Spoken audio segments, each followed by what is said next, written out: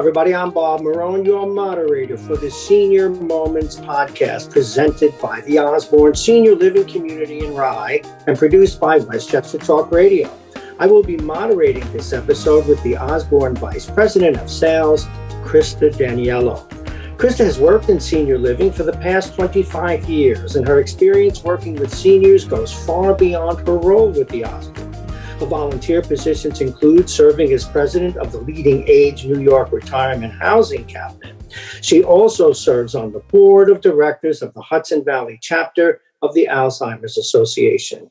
So Krista is well-versed in topics and issues of interest to seniors in the community. Thank you, Krista, for sponsoring this and bringing it to Westchester Talk Radio.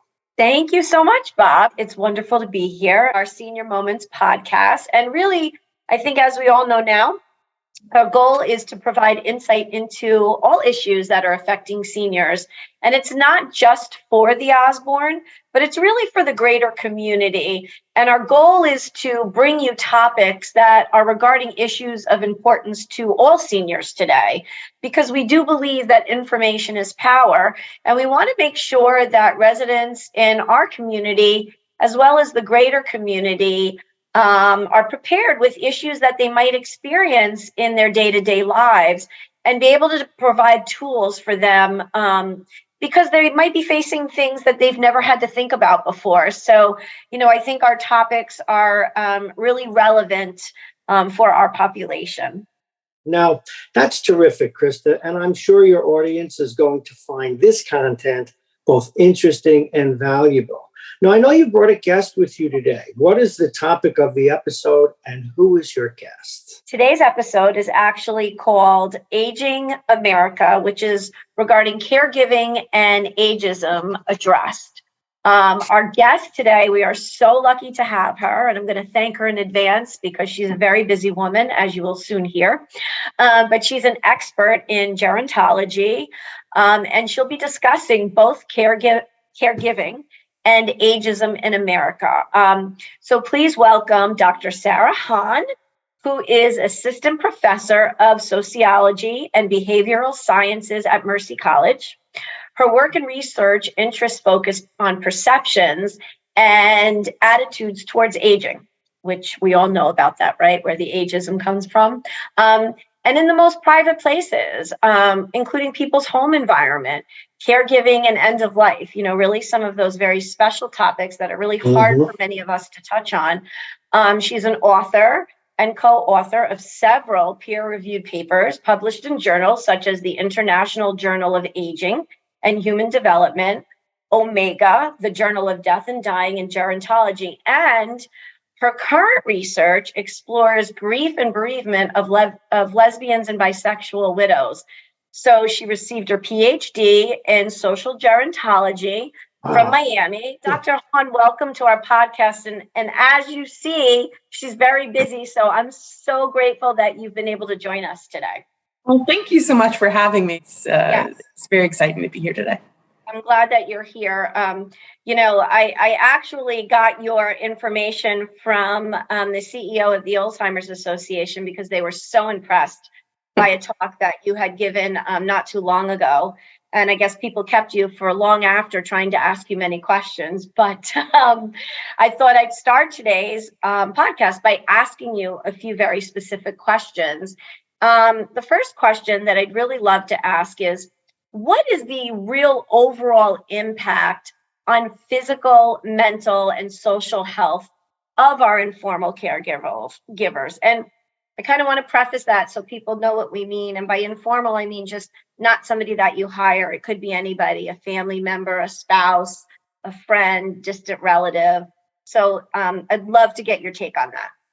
Yeah, absolutely. And thank you for defining informal caregivers. That was kind of one of the first things I was going to do. And I should also say a lot of what I'm going to talk about today is part of just research that I've either worked on or that I've read. That's all peer-reviewed. And it can be for people who are caring for individuals with Alzheimer's, people who are caring for older adults, older parents, their spouses. So if I say something about, caregivers suffer from more mental distress, I'm usually talking about informal caregivers, and it could be a wide range of caregivers of who they're caring for. So to follow that, caregivers do deal with a lot of kind of mental, social, physical issues when it comes to their health.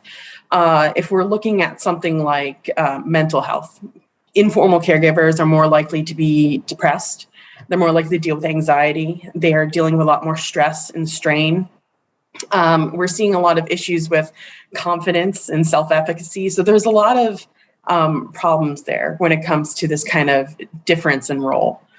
A big thing a lot of people don't talk about is your idea of how your identity changes when you become a caregiver. So it's no longer Krista, VP of sales at Osborne. It's Krista who's taking care of her dad. It's not Bob, who is an avid golfer. It's Bob who can make it today because he's taking care of his wife, right? So you're dealing kind of with the mental issues that come along with this just extreme role change. Socially, we know that caregivers in general, whether it's a spousal caregiver, an adult child caregiver, they're not going out. They're not talking to people. They tend to be more socially withdrawn. And that leads a lot to social isolation, a lot of feelings of loneliness. Yeah. There are some positives. More people are kind of reporting when they become informal caregivers that they have better relationships with like adult children or siblings of family members. But it's really hard. They're dealing with that kind of mental anguish and the burden and stress of it. So they tend to withdraw. Physical ailments are really fascinating when it comes to informal caregiving, just because caregivers are the one thing we're going to talk about today is that caregivers don't take care of themselves. They're so busy caring that they don't take care of their own selves. That's right. So there was this kind of really fascinating. So the media kind of perpetuates this idea. And I felt like I was like, this is my chance to talk about it, that caregivers, informal caregivers tend to die before the person that they're actually taking care of. And there have been studies that shown that. So there was a famous study that said 63% of caregivers tend to pass away before their loved ones. But what's really fascinating is that as this research gets replicated, what they're finding is that caregivers tend to live longer than non-caregivers because they won't stop caring. So it's really inconsistent, but in some studies, mortality rate does go up. But in terms of physical illness, we're seeing informal caregivers have worse health in terms of like lower immune system responses. They tend to get a lot of musculoskeletal issues. So, if you have to pick up your husband in order to bathe him, you're going to hurt your back or your legs if you're not picking them up correctly. But it's just a lot of this kind of mental stress that's brought on by lack of really internal and external resources. So if you don't know how to cope correctly, or if you don't have a strong support system or financial support, it's going to hit you much harder, this mental and kind of social issues that caregivers deal with. But that information was so helpful. But one of the things I think about often is how does that social isolation and loneliness really impact the caregivers? I mean, I think it has a much bigger impact than people realize because they think, oh, well, you're with somebody all day, but it really does have a much bigger impact. And I'd love to hear your take on the research with regard to that. Yeah. So everything I just said, all those issues, depression, anxiety, is just exacerbated when you start to withdraw from society and kind of withdraw from other people and deal with a lot of feelings of loneliness. So all of these health issues in terms of mental health, social health, that just gets worse. But what's really fascinating, again, is just the change of relationship. So when you become a caregiver, an informal caregiver, regardless of who you're caring with, your relationship's going to change. So if it's your spouse, we're seeing there is a dip in like intimacy and connectedness. So you're no longer an equal partnership, right? So it used to be you and your husband, you and your wife, you and your partner work on everything together, but now someone can't do these things. So we're seeing kind of that loss of that loneliness right there. You're going to see a change in your friends. So one thing that's really fascinating with becoming a caregiver, not just for like an older adult or a spouse. We see this in caregivers who just recently had a child, right? A lot of our friend groups are based off of couples. So, you do coupley things together. So if you are, say, taking care of your spouse and they can no longer participate in coupley things, we see that friendship group kind of starts to go away. It starts to fade. Also, a lot of caregivers, they say that they don't want to deal with the the fallout that comes with it. I'm so sorry for you. This constantly being reminded over and over again that they are in fact a caregiver, that people are sorry for them, but no real action is ever being taken. So we just kind of constantly hit with these messages.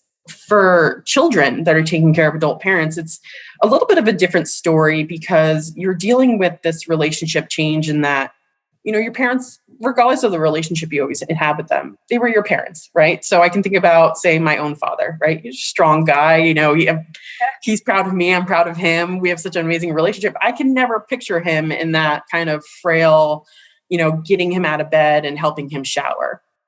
So a lot of adult children have to deal with this idea that they almost become the parent.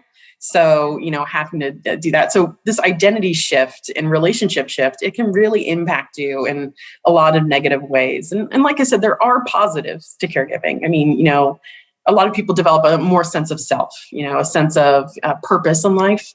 Some people do have stronger support systems. So especially those who reach out to other caregivers or support groups. But for those who aren't, or maybe are ashamed, because we do see that sometimes they're ashamed of, say, like the incontinence of their partner, or especially when people cognitively, like Alzheimer's, dementia, ashamed that their partner can no longer remember certain people or has behavioral issues.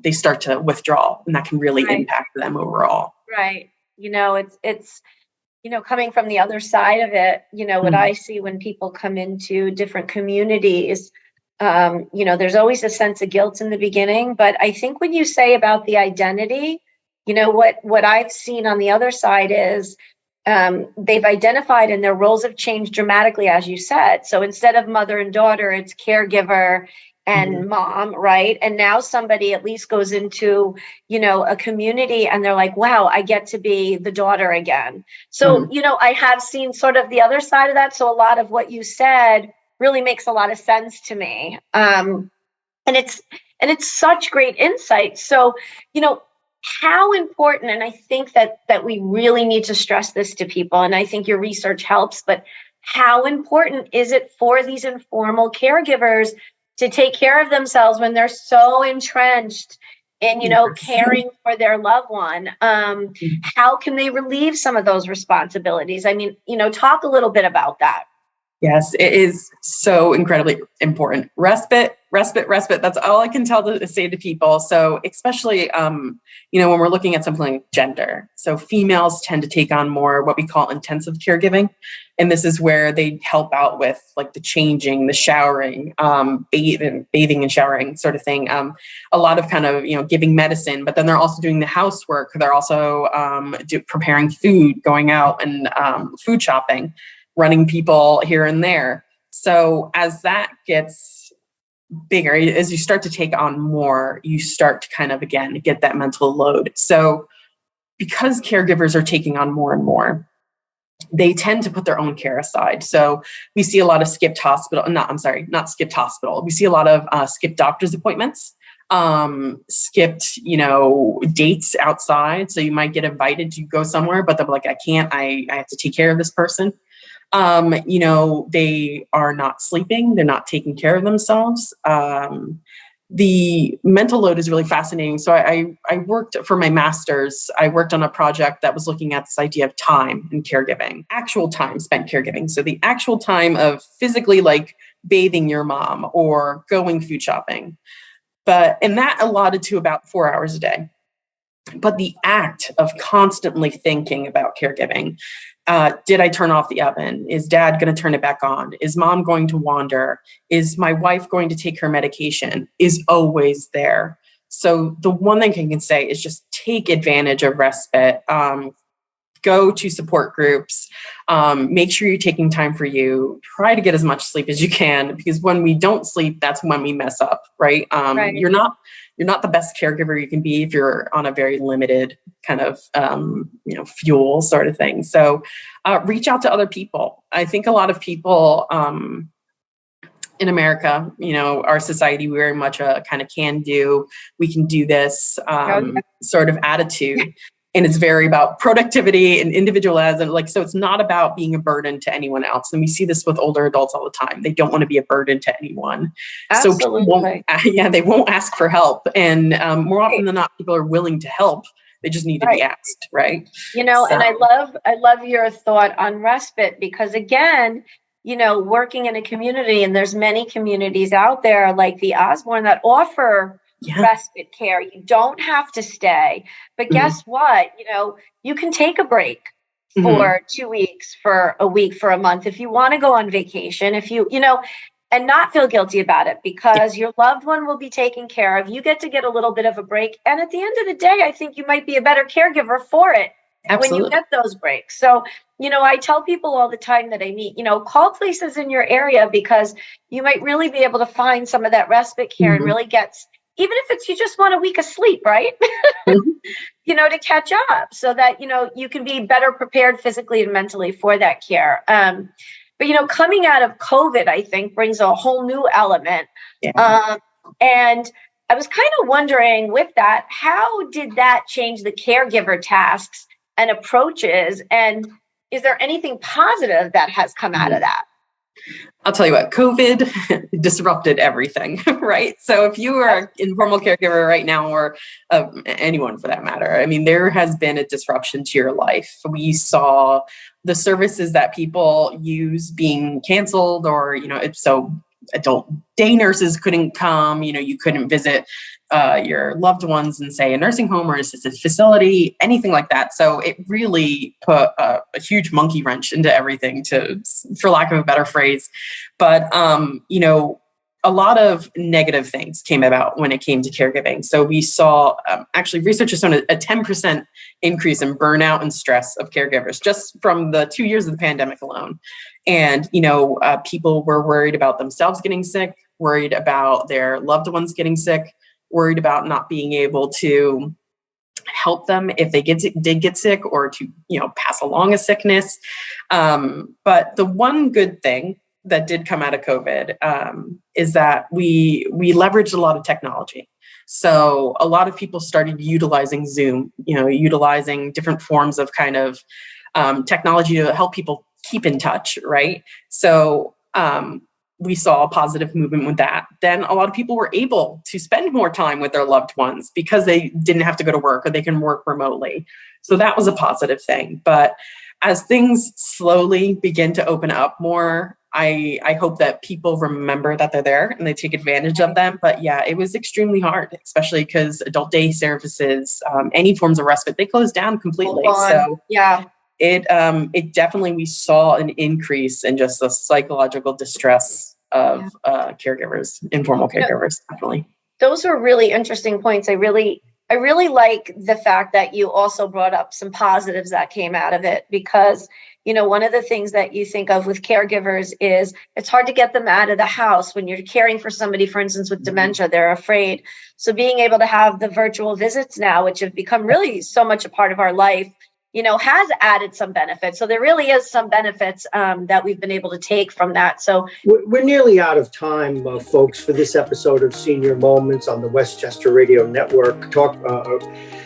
I have to tell you before I finish up, this was extraordinary. You folks hit it out of the park, really. And I want to thank you, our sponsor and creator of this podcast, the Osborne Senior Living Community in Rye. I want to take this opportunity also to thank our host, Krista Daniello, VP of Sales at the Osborne. And again, her guest today, Dr. Sarah Vaughn. Thank you both for being with us today, and we look forward to seeing you on the next episode of the Senior Moments podcast presented by the Osborne. And again, just extraordinary. This you hit it out of the park, folks. Thank you so much. Thank you. Thanks so much. Thank you both.